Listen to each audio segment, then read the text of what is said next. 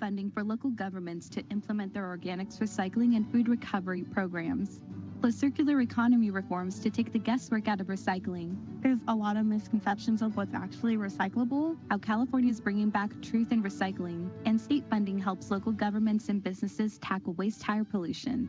CalRecycle's monthly public meeting starts now. Good morning. Thanks for joining us for CalRecycle's February 2024 monthly public meeting. This meeting is for Californians by Californians as we work together to protect our communities and fight climate change. Before we begin, please look around and identify the 2 exits closest to you. In the event of a fire alarm, we're required to evacuate. Please take your valuables and use the ceiling-mounted exit signs. Do not use the elevators. If you cannot use the stairs, you will be directed to a protective vestibule inside a stairwell. Should we have to relocate out of the building, remember to follow traffic signals and exercise caution crossing the street. Now, here's information about our Spanish language interpretation. Language shouldn't be a barrier when it comes to protecting our air, water, and land. CalRecycle is simulcasting this meeting in both English and Spanish. Click the public meeting banner at the top of calrecycle.ca.gov for a link to our webcast in English and Spanish. If you're attending this meeting in person in Fire and Share Auditorium, we have Spanish interpretation devices available. Let our team on the left-hand side of the dais know if you need one. El idioma no debe de ser una barrera cuando se trata de proteger nuestro aire, nuestra agua y tierra. CalRecycle está transmitiendo simultáneamente esta junta pública en español e inglés. Puede encontrar el enlace en línea en español e inglés en la parte superior de nuestra página web calrecycle.ca.gov. Si asiste a esta junta en persona en el auditorio Paro Share, tenemos dispositivos de traducción al español disponibles. Solo informe a nuestro equipo de presentación si necesita uno. Our first agenda item today is the Director's Report. CalRecycle Director Rachel Mackey-Wagner joins us now with some important updates. Good morning, Rachel.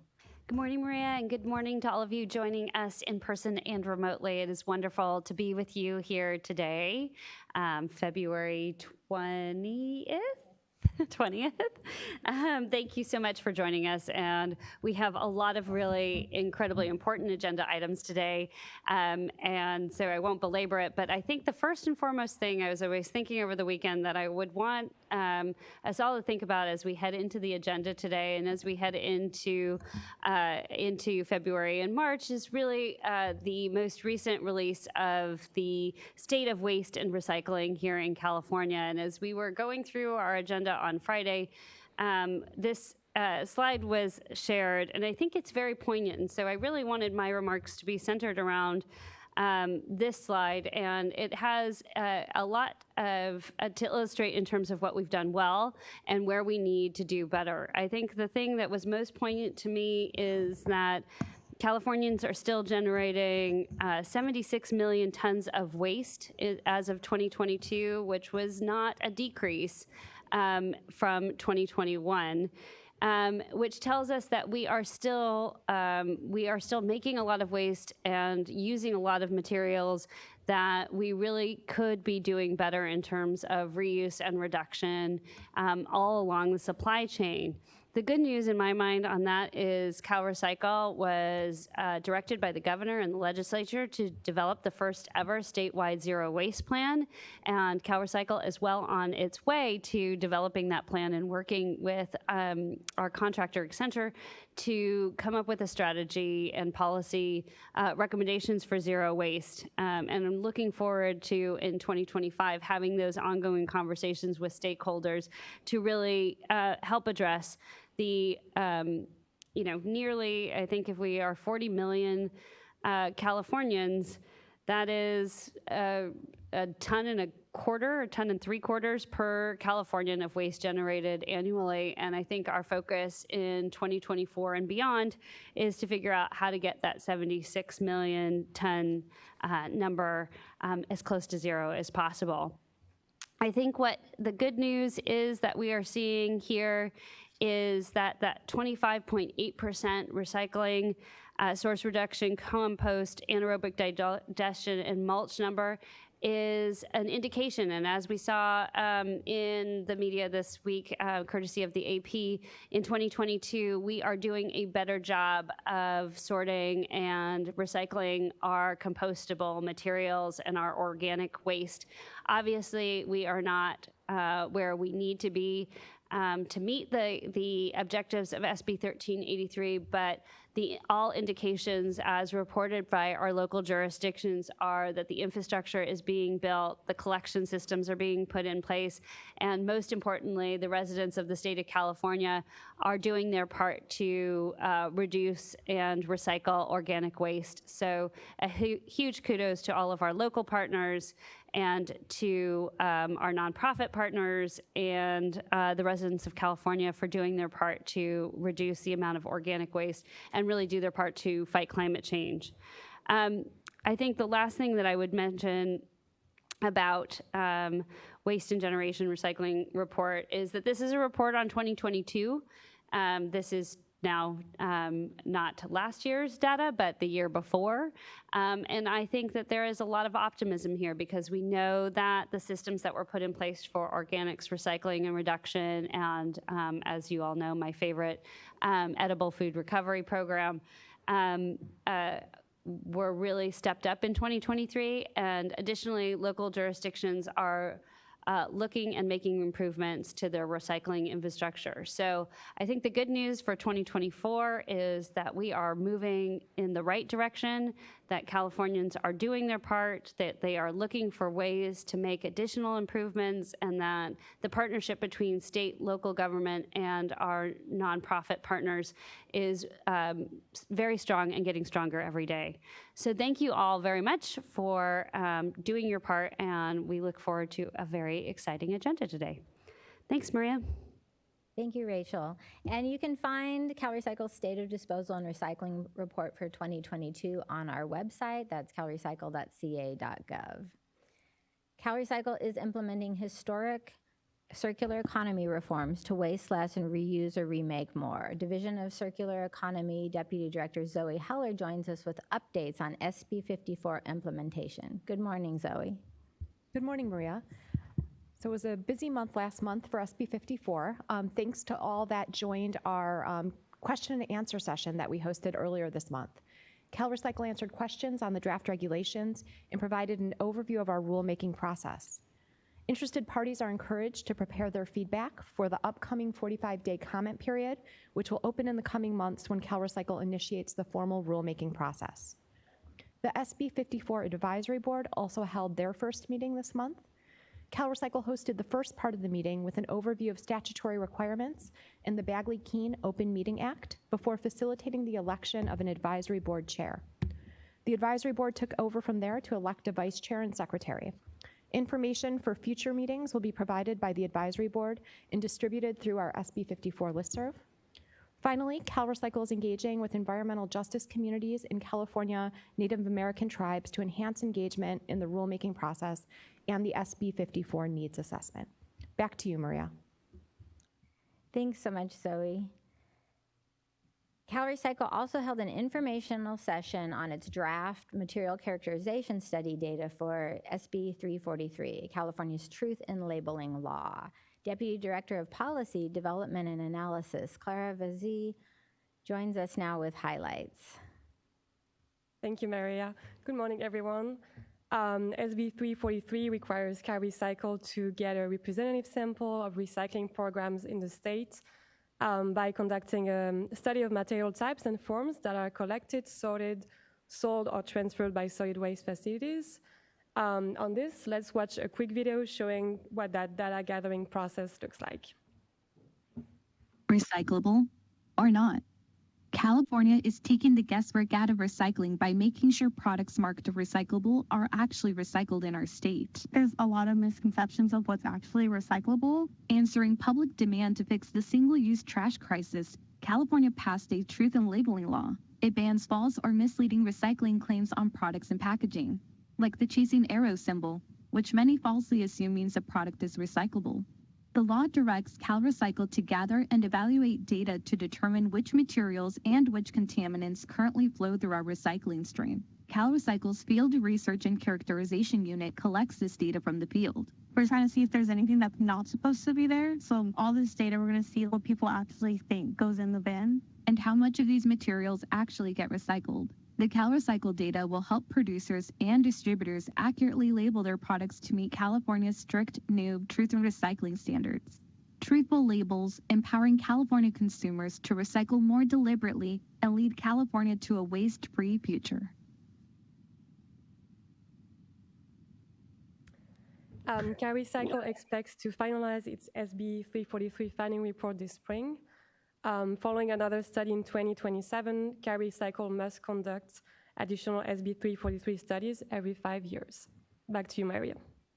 Thanks, Clara. Next on the agenda, CalRecycle is announcing $109 million in new SB 1383 local assistance grants. Division of the Circular Economy Deputy Director Zoe Heller is back with award announcements. So as Maria said, we're very excited to announce $109 million to 387 applicants to help California communities implement their programs to cut landfill pollution through food and yard waste recycling. The types of projects recommended for funding include green bins and countertop kitchen pails for food waste, education outreach materials, equipment for food rescue, and administrative costs, including enforcement and inspection programs. To date, California has committed $487 million to organics recycling and surplus food recovery grants and loans to support SB 1383. As a reminder, the department's next SB 1383 monthly chat with CalRecycle is coming up on February 29th from 1 to 3. It will focus on capacity planning for organic waste recycling and edible food recovery. You can register online to participate on Zoom. You can find the registration link through our listserv on our events calendar on the CalRecycle homepage. Okay, next up, our award announcement for the Local Government Waste Hire Enforcement Grant Program. First, let's watch a short video on how this program helps local jurisdictions support businesses while keeping communities safe. Massive tire fires burning for months or even years led California to track the safe management of its waste tires. We used to see a lot of illegal dumping of trash and tires. Across the state, more local governments are taking the lead to protect their communities. If they're properly stored, there's less of a hazard. With up to $650,000 in annual funding, CalRecycle's Local Government Waste Tire Enforcement Grant Program covers costs for things like program staff, administration, equipment, and travel to support local oversight of neighborhood businesses. Any facility that generates waste tires, whether it be airports, golf courses, mechanic shops. Local inspectors ensure local businesses meet state standards for safe hauling, tire storage, disposal, and record keeping. They take time to really educate the business owners. They're ensuring the number of tires going into the facility or the number of tires going out. State funding coupled with CalRecycle training and support helped more than 30 communities take control of their waste tire inspection programs. I think that just the fact that we're out there doing these inspections really helps out our communities. Protecting Californians, building trust with local businesses, and advancing California's circular waste-free future.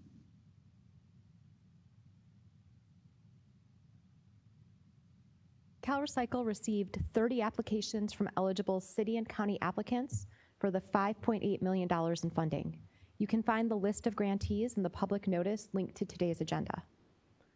All right, up next, the city of Oroville will receive a $171,000 tire-derived aggregate grant award for an infrastructure project.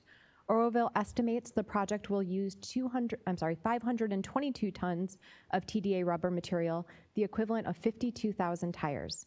To date, the tire-derived aggregate program has kept over 45,000 tons or 4.5 million waste tires out of landfill to turn them into new materials for community projects.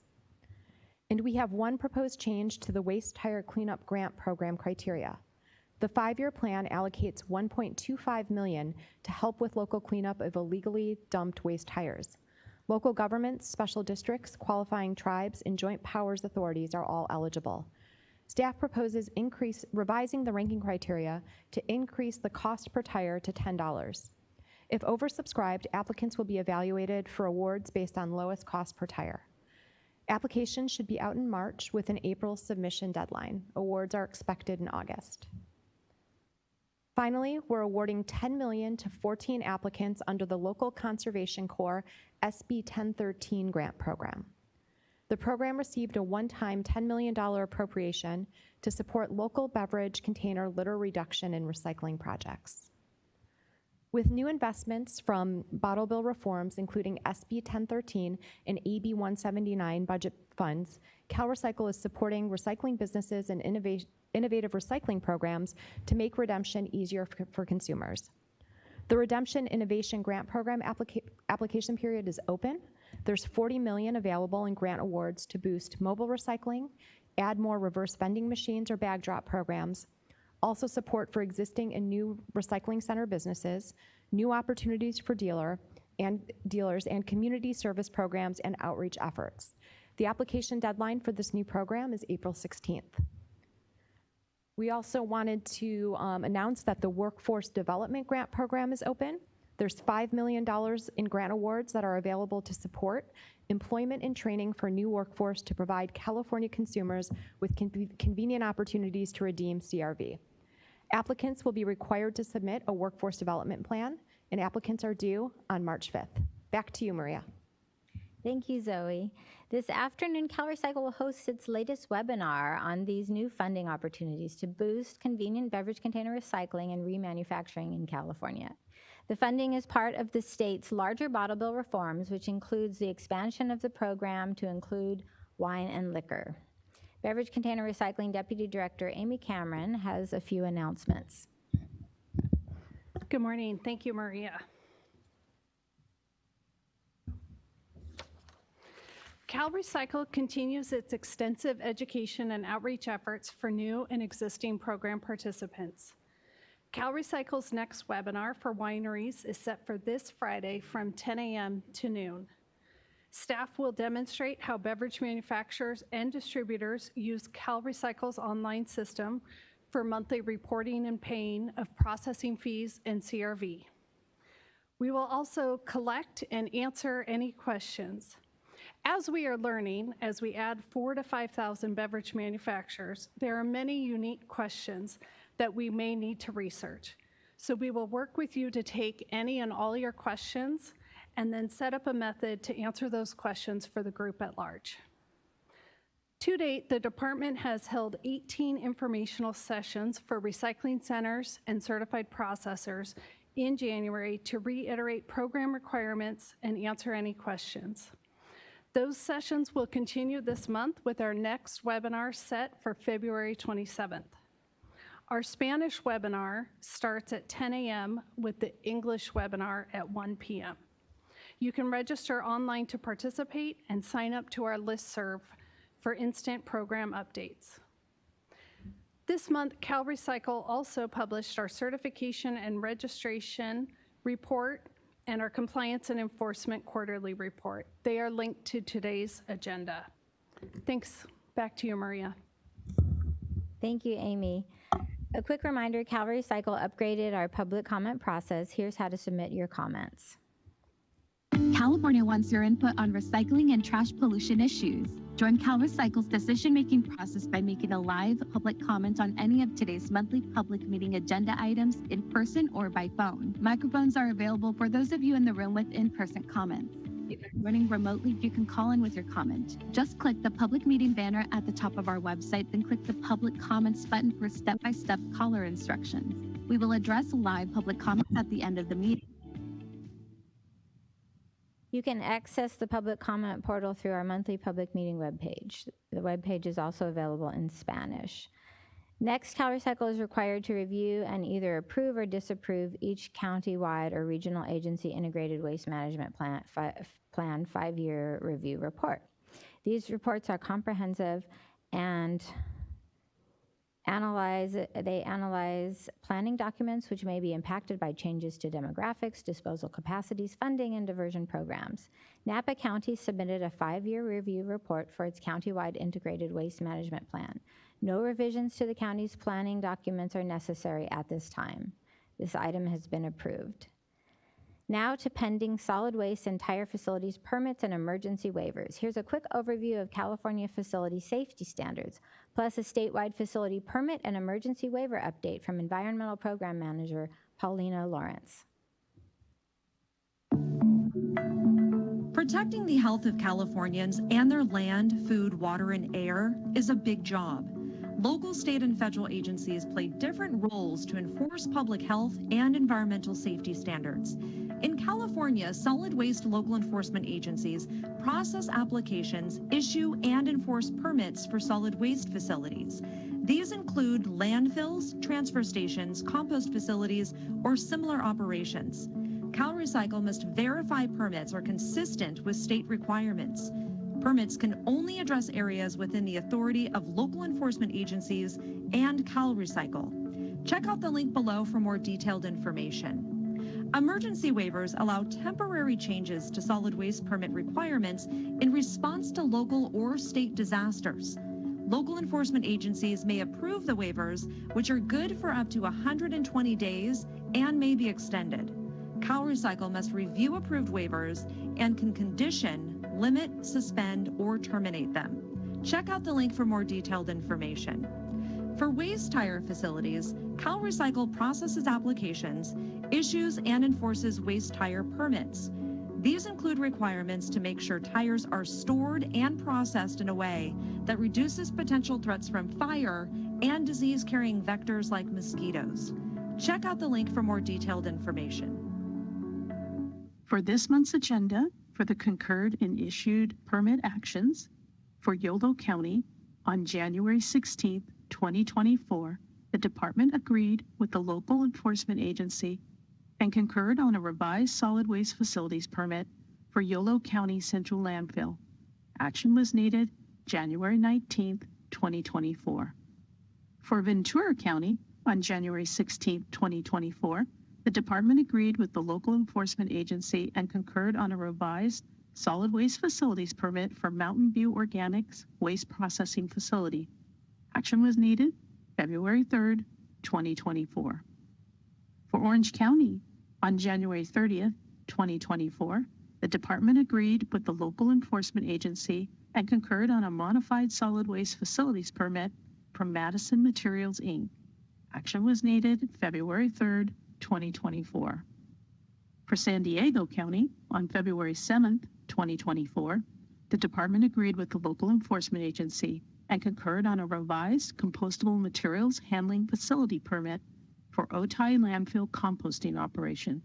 Action was needed March 10, 2024.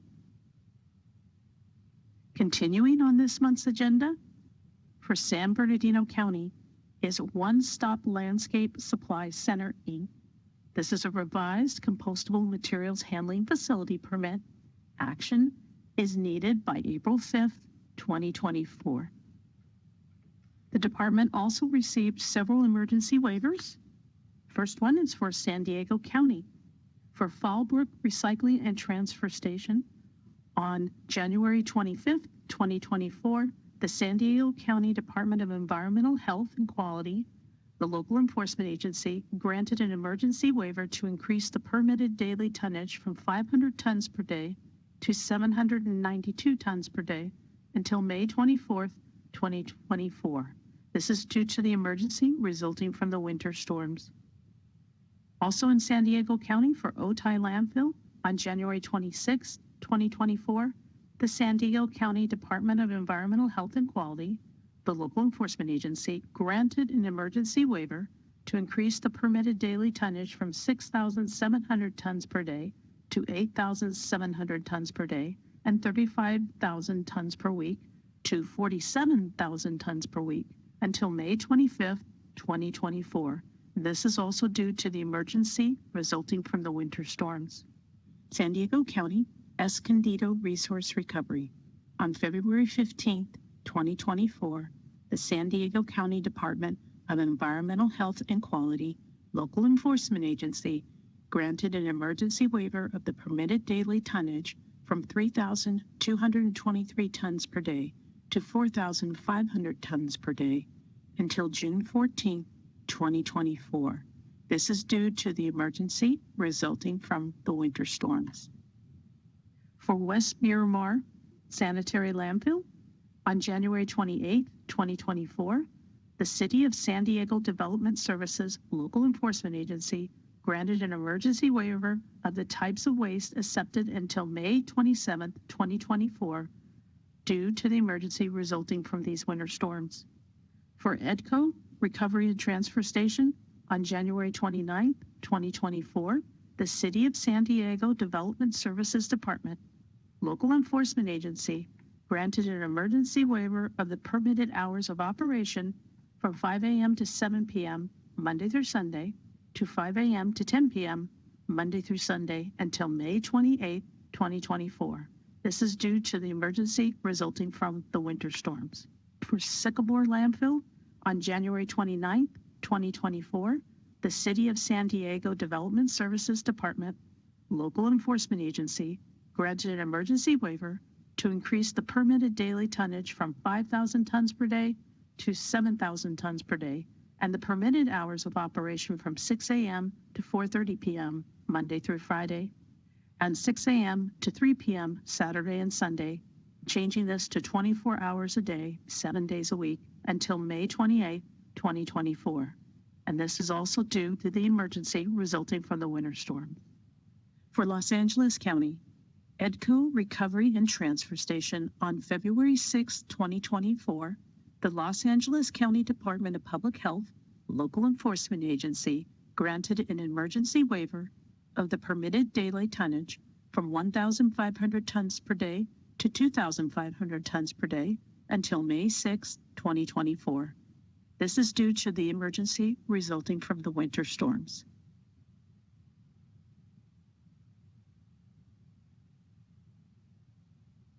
You can find more information on any of today's agenda items. Just go to CalRecycle's homepage at calrecycle.ca.gov and click on either the public meeting web banner at the top of the homepage or the link halfway down the homepage to get to the agenda and associated public notices. Now it's time for public comments. First, we'll take comments from the public present in our Sacramento, Cali, PA headquarters meeting room today. After that, we'll take comments from those participating by phone. And just as a reminder, your microphones will stay muted until you're called on by the last 4 digits of your phone number. Also, please mute your webcast if you're calling in to avoid potential feedback issues. Are there any comments in the room? We have a microphone over on your right-hand side.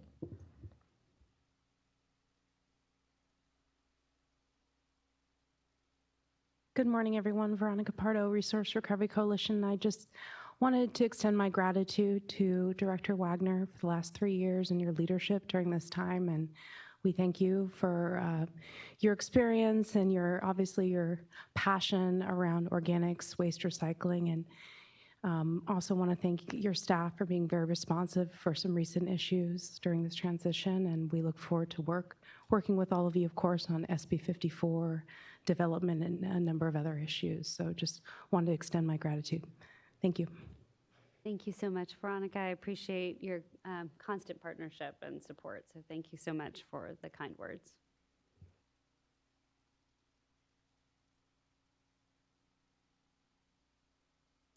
Shirley Frer is from Nevada County, and I want to extend my thanks too. You've been most welcoming, in these public meetings, and I appreciate all the work. I know, just watching the flurry of bills that have come through in the last 3 years, it's a lot. It's a lot to handle. I know it's a lot for us in Nevada County. One thing, being a small county, I'm perceiving we have some difficulty. I've been looking at how do we solve our problems. Like, the big one is the CRV. We have nothing. We have one buyback center, and that's at the transfer station, which is anywhere between 20 and 45 minutes from anybody's house, almost anybody's house. And so I've looked at grants to see, what's possible, but they're meant for big counties. They're not meant for little counties. So what are we going to do for people like us? I would like to do what Oregon, they have these cooperatives. How do we do that?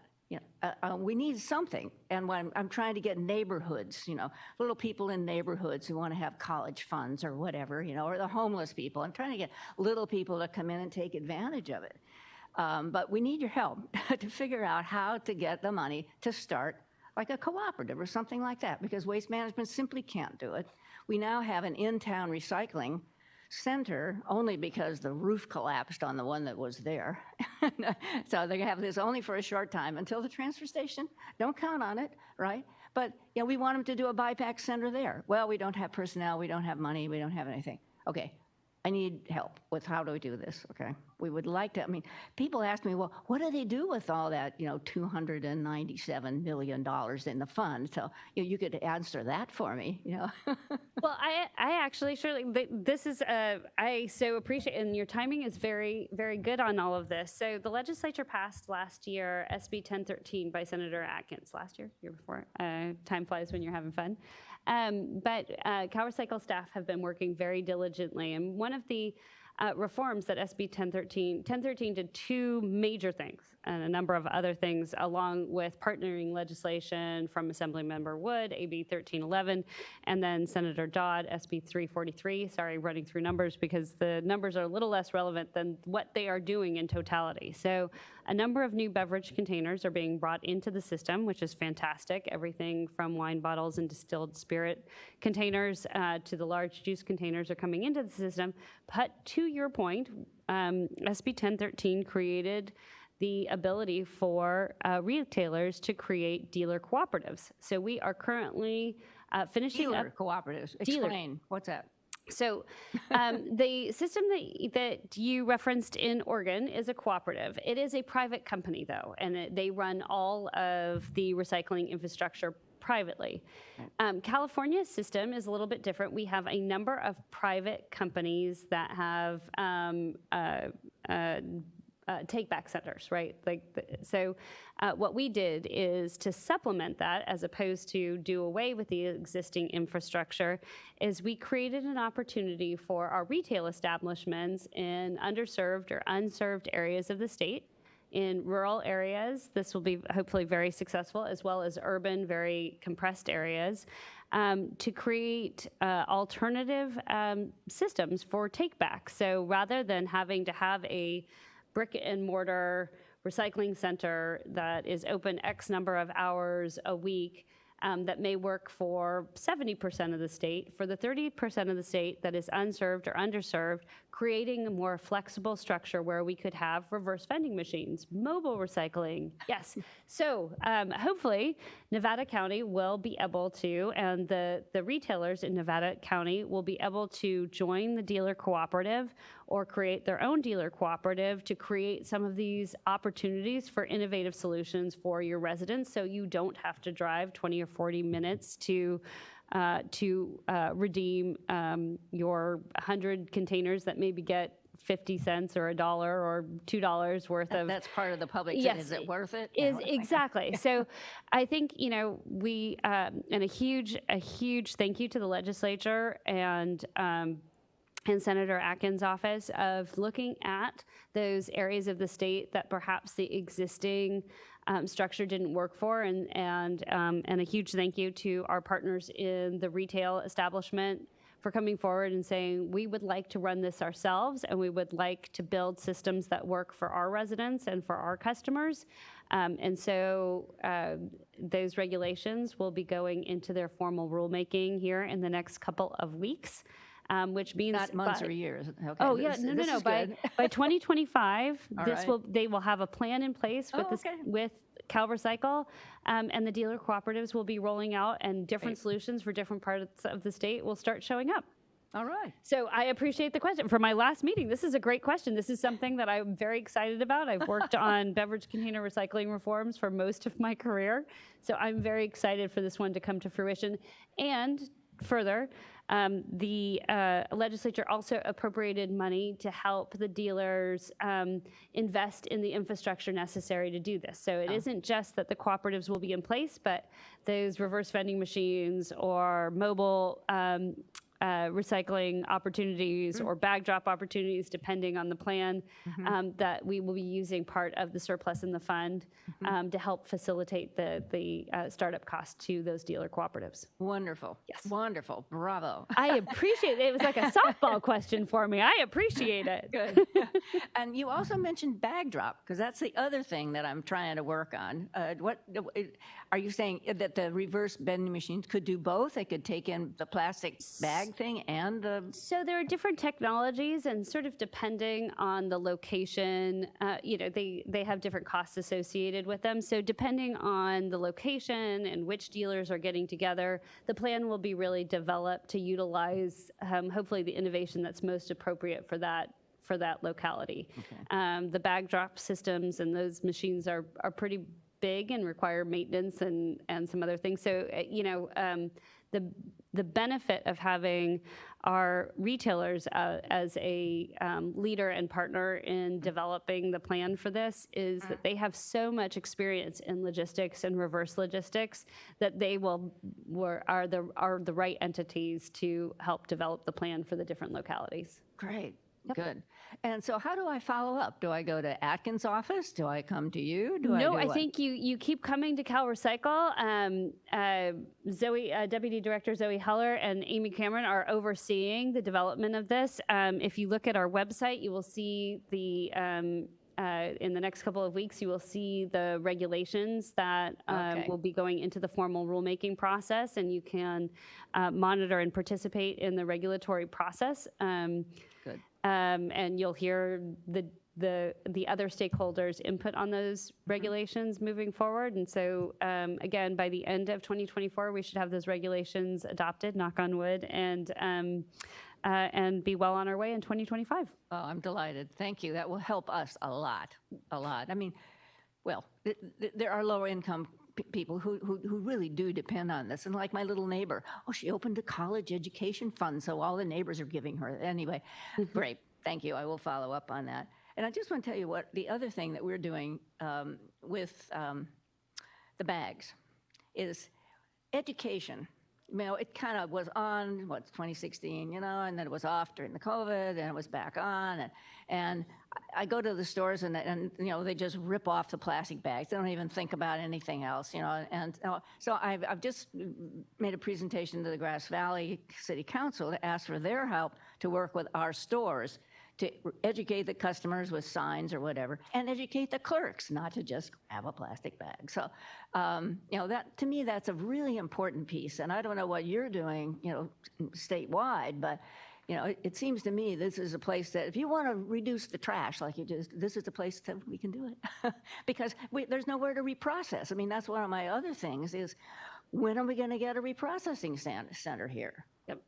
You're hitting all of the hot buttons today. I appreciate that. So, Assembly Member, I'm looking at Mike, who is at Bennett. Is it Bennett's bill? No.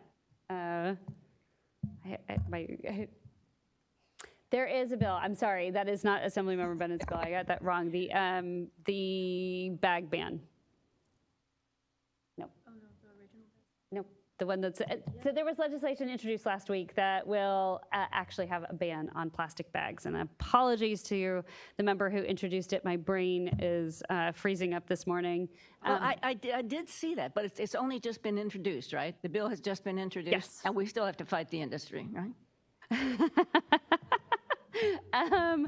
I think, there is an important dialogue that happens in the legislature around every initiative. I will say that the grocers are on board with where you're going because they are either in support or co-sponsoring the legislation. Oh, good.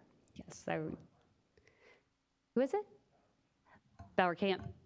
I don't know. Blake Spears? Oh, man. Okay. I'm not going to say a member's name. Blake Spear. Okay. Oh, my goodness. The grocers introduced it with Assemblymember Blake Spear and Assemblymember Bauer Cahan. Thank you. It's very important to me, being a former legislative staffer, to get the members' names right. So we have exceptional leadership in the legislature right now who are all on board with doing away with plastic bags in California. And again, the grocers are very much on board with this and share your frustration with the difficulty of recycling infrastructure. And so they are either sponsoring or very supportive. They were at the press release. So if I look at that bill, do I get the name of the Grocers Association? Or maybe he knows. We're not going to put Mike on the spot. He does not represent the grocers. Start punching a few more buttons here. Yes. So if you go on to, you can Google California plastic bag bill, and through the Ledge Info, you can get all of the sponsors, et cetera. Okay. Yeah. Because it's. I'm sure that's at least some of our stores. I mean, the big ones, the Safeways. I mean, they're all, they must be part of that organization. 100%. Yeah, I think the retailers in California are very much in favor of a more sustainable solution. I think I've hit my highlights. Thank you. Excellent. It's lovely to see you. Thank you. Nice to see you. Well, good onward. Thank you. Thank you. Do we have any more public comments in our meeting room today? Okay, so now we will take public comments by phone. If you are calling in, again, your microphone will stay muted until you're called on by the last 4 digits of your phone number. Once you're called on, please mute your computer sound before you start speaking to avoid an echo. Do we have any callers? Yes, Marie, we have 2 callers. Caller with the last 4 digits, 6607. I'm going to ask you to unmute right now and go ahead when you're ready. Next up will be caller number 3162. Caller 6607, can you hear me? We'll just give them 1 minute in case they're having a problem.